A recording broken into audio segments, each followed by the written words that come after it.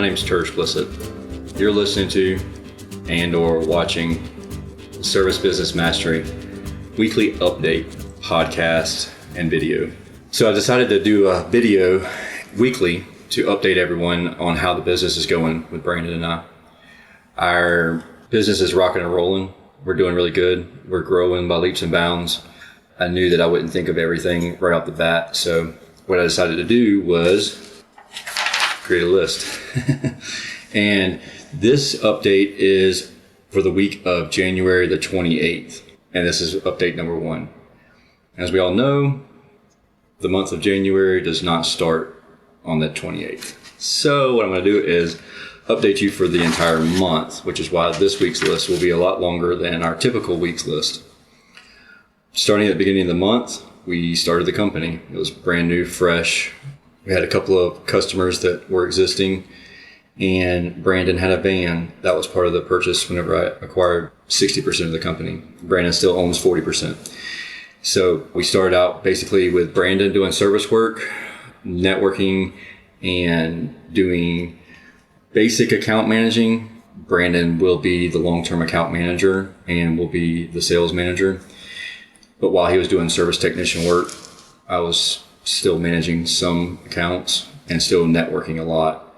I am the president of the Small Business Chamber here in Savannah, so I still have the networking responsibilities, and I will for the next couple of years. So let's see. Number 1 on the list, we met with a business coach. We have a great program set up here by UGA, University of Georgia, where they will do business profit coaching, and it's at no charge to the company. So we're taking full advantage of that. And basically what I've laid out already, the outline of the company, is a lot of the things that you've already heard on the podcast. So you would be surprised by anything that I've told the profit coach, but she was surprised that I had as many ducks in a row as I did. But she did get me set up for E-Verify. I don't think we're supposed to have it, or we're not required to have it for hiring employees until we have a couple more employees. But I guess it's easier for us to go ahead and get started doing that when we first got started rather than waiting and prolonging it. I guess it helps speed up the process when you are hiring somebody. So we got all that stuff figured out. That paperwork's all figured out and submitted. Still waiting to hear back from the Secretary of State. We've changed up some on our W-9 to make sure all of that stuff's in compliance. I think we have until March 15th to make sure that's all done, so it's retroactive for the year. But I will confirm that with Craig Cody. I am speaking with him tomorrow, so we'll have an interview with him for the podcast before long. If you've never heard of Craig Cody, he has a book, great book. That's the 10 most expensive tax mistakes that cost business owners thousands. And there's a lot of great stuff in here. I mean, some of it seems pretty like, duh, no-brainer. But when you actually read what it is about or what he means, it makes a lot more sense. Like, number 1 is failing to plan. When you go in here and actually read what he's talking about, it's like, oh yeah, I didn't even know that you could write that off on your taxes. So good stuff. Read that book. Take a look at what timer's going off. Let's see here. So, number 1, met with a business coach from UGA. Oh yeah, I broke my leg. Got me one of them fancy boots. I was supposed to go to the AHR Expo in Chicago, had everything booked, airfare, my Airbnb. It was my first time on the Airbnb adventure, and I had to cancel all of that because I broke my leg. And I thought I was going to have surgery on the Tuesday of the AHR Expo, but come to find out they are not going to perform surgery on my foot or my ankle. So I know a lot of people are going to ask, so I'll go ahead and tell you the story on how it happened. I was rock climbing not too far from here, and I wasn't wearing a harness, and I grabbed a hold of the ledge, and I thought I had a secure grip on it, and the whole rock just gave loose and I fell. It was only about 25 foot, so it wasn't a terrible fall, but it just popped that bone, my fibula, just snapped it right there where the actual part of your ankle that actually comes out and it sticks out, and it just broke it right down the middle. It didn't break it all the way off, but it broke it a good ways down. That's why I thought they were going to have to put a pin right through the center of it. But anyways, it is what it is. So I'm totally kidding. I fell on a flat surface, actually, here in the living room. So I know everybody is feeling sorry for me for falling off of a mountain, but I didn't. I fell on a flat surface. But about 3 weeks prior to that, I was playing soccer and stepped in a pothole when I was running full speed. So that's ultimately what initiated the break. The simple falling didn't cause the break. And if it had, I need to start drinking more milk, I guess, because I got some feeble bones. Anyways, then we moved the office twice because we have a rental house and the tenants vacated the property, and it was really bad. I moved a lot of stuff over there, and I was staying over there temporarily every couple nights or so and working on renovating that. And I moved my office over there and got some internet, some super high speed, great internet service, and come to find out it would cut off every 20 or 30 minutes. So I canceled that service and moved my office back here and started things up again, had to reorganize the office and all that. So that was a royal pain, but it's whatever. It's good to go now. We got the paperwork signed for Service Titan. So yeah, that's what's up. Got my Service Titan swag on. Actually seen some guys from Service Titan yesterday at an expo event here in Savannah at the Trade Center next to the Westin downtown across the river. If you're familiar with Savannah, the huge building across from the Savannah River. I didn't even know that Service Titan or the new flat rate team, I didn't know either one of them were going to be in town until I seen one of the two of them post something on LinkedIn. And I said, you know what, let me shoot over there. It was the dealers meeting for Mingledorff's, which is our local carrier rep. And so I am a Bryant dealer, so I went over there and checked everything out and scoped it all out and talked to all those guys and got me some swag. Got a new t-shirt from Service Titan, so I'm not in my normal white button-up shirt today. Everybody I've seen has looked at me like I was cross-eyed. Everybody I've seen today and when I was in town earlier. Let's see. Oh, new flat rate. We started the process with that also. So flat rate software and the CRM software, check, got that taken care of. We were hiring employees. We were looking for employees. And I got 2 guys hired for that. We are still looking for 2 more because right now is typically our slow season. I would say it's dropped down a little bit now, but last week it was about every 6 calls we were getting, we could only catch 1 of them. So that's a very bad problem to have, especially in January, because February and March are typically pretty slow months, but April is usually wide open for us. And then April, May, June, July, and August are typically super high speed months. So we need 2 more technicians, and we need one of those 2 technicians needs to be an installer that can also catch service calls, because we have 8 system replacements right now that need to be replaced. That's kind of a big deal. We need to get that taken care of ASAP. We got 3 vehicles. So that's kind of a new thing for me. In the past company, I was pretty big on paying cash for a vehicle and just buying it all up front. But we are trying to bootstrap as much as possible. So I'm trying not to put any more money into the company. I want to do it like somebody who has good credit but not a lot of money to put down would start their company. And so basically I feel like that's how they would do. So what we've done so far is finance the 3 vehicles. We did put some money down on one, the sales vehicle that Brandon will be driving. So because he won't be catching service calls once the service techs are all hired, there's no reason for him to have a van. So we got a Jeep, and it's in the company colors. So Jeep Wrangler, that just happens to be the exact same color as the company logo. So we got a Jeep for him, and then 2 vans. So we have the Transit 250 diesel, and then yesterday we bought a brand new Transit Connect, which is really nice. Brandon's having a little culture shock with it because he's never driven something that small. It's like driving a little go-kart around. So he's having struggles with that, seriously.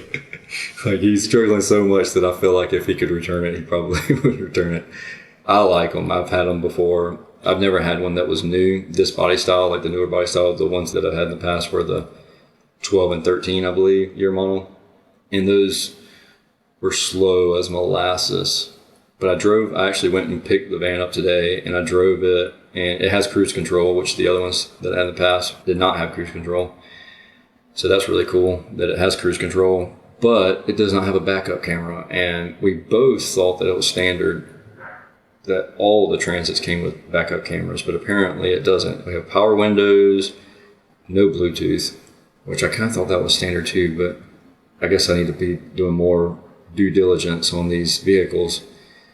So we have a Transit now that has no backup camera, but it is a Connect. It's not like it's the big 250. There's no way that any of our guys or any of us could really parallel park that Transit 250. It's a long wheelbase, not in Savannah, without a backup camera. They should be good with that. Let's see here. Oh, a little bit about the service techs. One guy, I guess he was a childhood friend. We knew each other when we were children. And then in high school, we kind of drifted apart a little bit. Then we got to know each other better again a few years ago. He seen the ad that we placed on Facebook and reached out to me. And I was like, yeah, sure, let's go. Let's do an interview. Of course, I require a video resume. And so he sent that over, did a jam-up job with the video resume. It was awesome. Put forth more effort than I expected anybody to put into it, and did a great job. And then he came and did a ride-along interview, which is another thing that we require as you have to do a ride-along interview. And he did that and impressed Brandon, because Brandon was the one that was actually doing the interview on the ride-along. He impressed Brandon, so we hired him, and hopefully he'll work out good. He is a green tech, but he is a super fast learner. He's picked up a ton of stuff already. He just started 2 weeks ago, and he's really picked up a lot of knowledge already, and he's eager to learn. He's asking where to find more information. Of course, we sent him over to Brian Orr's podcast for the service techs, HVACR School podcast, and also the tech tips. So that's been great. He's been diving deep into that stuff and really adamant about learning. He's really eager to learn. And then we have another tech that we are moving down from Atlanta. He's a really good guy. He came down for a 2-day ride along and rode along and was full of knowledge. He's going to be more of your senior tech. So he's going to be the over $30 an hour guy. So right now we have a green guy and a guy that's our senior tech. And what we want now is we want a good solid like $20 an hour tech that's either been an installer for several years and understands the service side of things and wants to get out of the install van and more into service, like doing that transition, or somebody who's just like been a service tech for just a little while, but they're real knowledgeable and they can figure things out. That's the biggest thing, being able to troubleshoot something without having to call us every single time you run into a little pickle. So that's what we're looking for there. And then a appliance technician. So we do a lot of commercial kitchens. So we need somebody that can work on ovens and reach-in coolers. Obviously, that's refrigeration type stuff. And our senior tech can do that stuff too. But we're looking for somebody who maybe isn't the best AC tech and maybe wants to learn air conditioning, but is really good at the appliances, the commercial kitchen side of things. So that's what we have. That's what we're looking forward to. If you are following our Facebook page, the business Facebook page, not the Service Business Mastery page, but if you're following the Icebound Facebook page, you'll definitely see some ads for that in the near future. So then we'll be picking up 2 more vehicles in the near future. We started working with T-sheets just to track the service tech's time, but we won't be using T-sheets once we actually start with Service Titan. So it's a temporary thing, which is, from what I remember, T-sheets used to be a lot easier. It's getting kind of complicated because they're building in a lot of features, and I wish it was just more of a clock in, clock out type thing. Just use it for what it is and not trying to over fancy it. But for what it is, we're getting it for like $5 a service tech. Can't really beat it. It's really doing exactly what we want it to do. So that's great. But it'll be a short-lived relationship because as soon as we get with Service Titan, we'll use their timesheet program. So QuickBooks Online, we started doing that. We were muscling our way through it. I'm not a bookkeeper. I'm not an accountant, so I'm not an expert with QuickBooks or anything like that. Although I used QuickBooks Enterprise in the past, and that program offered a ton more features. Obviously, it was a lot more expensive than what we have, but job costing, I think, is going to be a challenge. So I believe Service Titan does job costing, but that's one of the things I have to verify with Service Titan, just so I can make sure that when I'm putting in information into the expenses, when I'm putting expenses into QuickBooks, I can attach them to a job. That's my biggest thing. I want to make sure that we don't have a bunch of expenses that are not attached to jobs from these supply houses.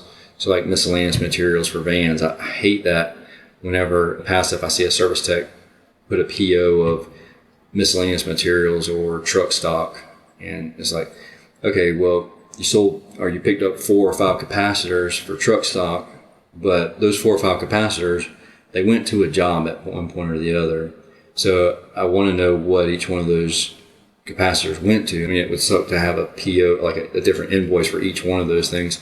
But realistically, I want to make sure that I'm tracking where those capacitors are going. And that way they're not getting lost or stolen or used on a side job or something like that. I mean, our guys aren't, I wouldn't expect them to do that kind of stuff because they know that if they came to me, that I would just tell them to take it and give me whatever the cost is on the part, and you do it on your own time, your own vehicle, your own tools type situation. And they all know that, so I wouldn't expect any of the guys to steal anything. So, but I still like to track it because I want to make sure that the jobs are profitable.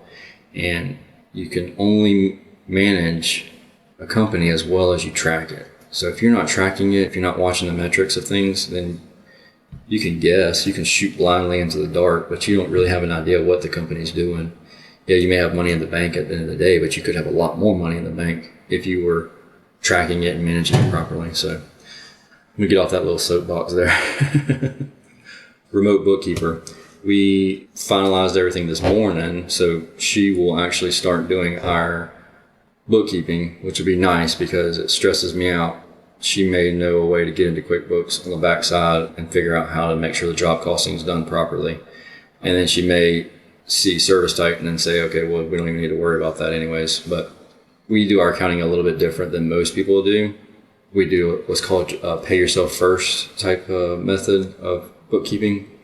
So we have 5 different checking accounts, and on the 15th and the 25th of each month, we transfer money. So all of the money goes into one account, that's the income account, and then we transfer it from the income account over to whatever other account that's supposed to go into. So we have a tax account, so you have 20% of that income account goes into the tax account, and then you have whatever the percentage of your owner's pay is. So you have an owner's pay account, so call it 50%. And then you have your profit account. And if you're just starting out and you don't know where to set it, we've set it at 1%. And so we're going to go up by 1% each quarter unless we see an abundance of extra income. If we can manage the operating expenses, then we'll bump it up more. But I think we're just going to go up 1% each quarter. So you would put 1% of everything that's in the income account into that net profit account. So I said income account, your operating expenses account, and so that's going to be all of your operating expenses. So you want to keep that somewhere wherever the industry standard is, 25, 35, 45%, wherever you figure out that you can do your operating expenses. If you can keep it in that ballpark, that's what you need to do. And you put that same percentage every single month or twice a month into that account. And then that account is the account that you pay all of your bills out of. So if you have your supply house bills or your American Express card bills, they come out of that account. And then halfway through a month, you can tell if you're pricing your jobs out correctly or not. And if you're way out, like if you have way more bills than what you have come in the OPEX account or your operating expenses account, then you know right up front that you've done something wrong, or you've forgotten to bill out something. Or, it's like a red flag, ding, ding, ding, or you haven't collected money yet. You're waiting too long for a bill to come in or an invoice to be paid. So that throws up a really fast, quick red flag. So you got your income account, your operating expenses account, your owner's pay account, your profit account, and then your tax account. And that's your 5 accounts.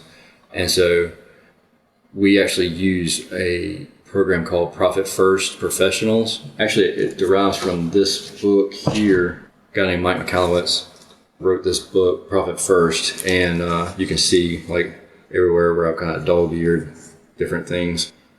And then he has a company where he has bookkeepers and accountants set up nationwide where they go through his program and get certified to make sure that they understand how the Profit First program works. And then you can hire those consultants, or you can hire them on full time and pay them a monthly fee. So that's what we did. So we're going to do that. And when you hire somebody like that, those people are going to make you money. They're going to make sure that you make money. And as an owner, a lot of times we hear you get paid last. The owner gets paid last, and that type of mentality is detrimental. I mean, it kills the morale, the owner, and I can see doing it for a month or two or even 6 months, like paying yourself last or paying yourself hardly anything at all.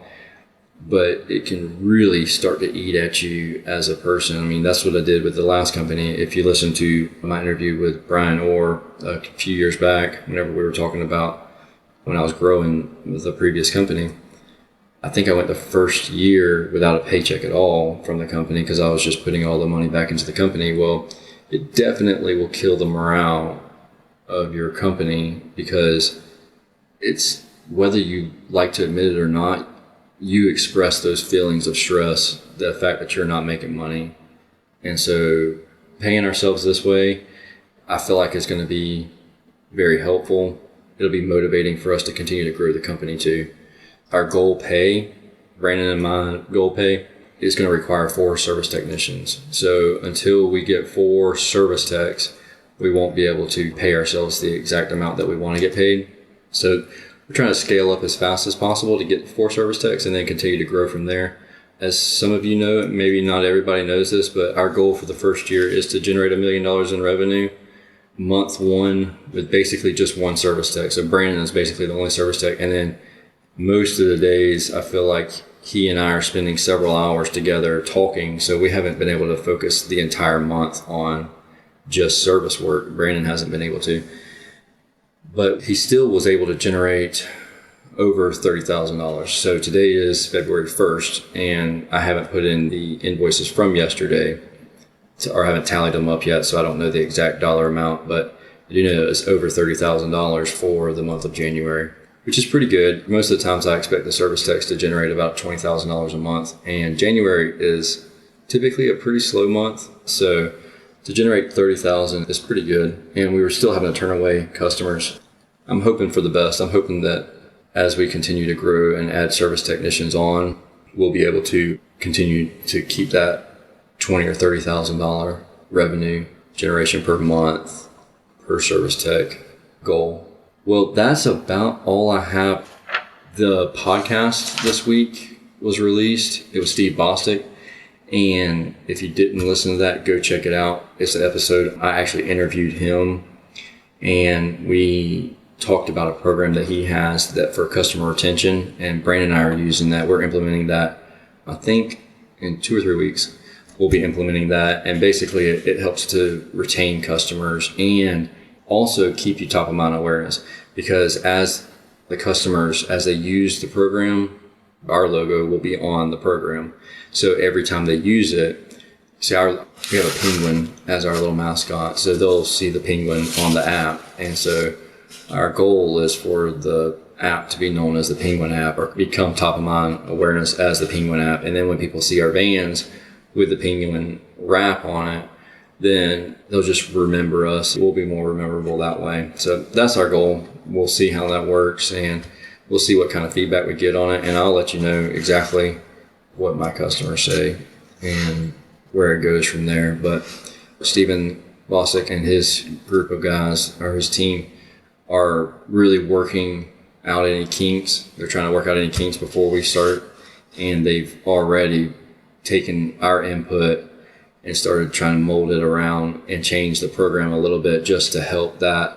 Because even the feedback that I was giving, Stephen and I talked one week, and I think the following week, the concerns that I had from the first week, they had already resolved them the second week. So, I mean, they're really eager to take care of us in the service industry. But anyways, if you haven't checked it out, go to iTunes, download it, and leave us a review. Not just a 5-star review, but we of course like the 5-star reviews, but jot us down a sentence or two and tell us what you think about the podcast. and where it's going, the direction it's going, and everything. We would love to have that feedback. But anyways, have a great day, and I will see y'all again. I will talk to you if you're listening to this via podcast, if you're watching it via YouTube or Facebook. I will see you again at the latest another week from now. We're going to make this a weekly thing, not a monthly thing, so that way you can stay more up to date on what we're doing each week. And I'm sure that the next one will be a lot shorter, simply because it'll only be a week's worth of stuff instead of a full month. But anyways, have a great day, and we will see you again in a week.